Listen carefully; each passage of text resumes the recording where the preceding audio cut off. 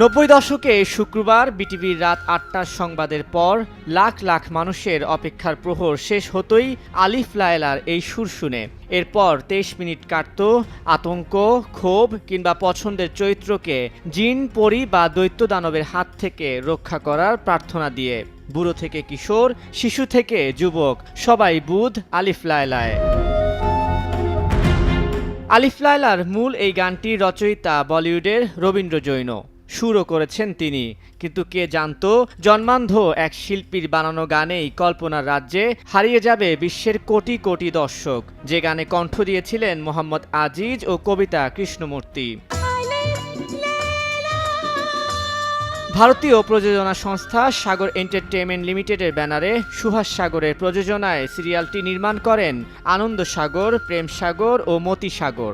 ১৯৯৩ সালে ৩ শতাধিক পর্বের সিরিয়ালটি প্রথমে হিন্দি ও পরে উর্দু এবং বাংলা ভাষায় ডাবিং করা হয়। ৩ ভাষাতেই আলিফ লায়লার জাদুতে বিমোহিত ছিল গোটা একটা জেনারেশন।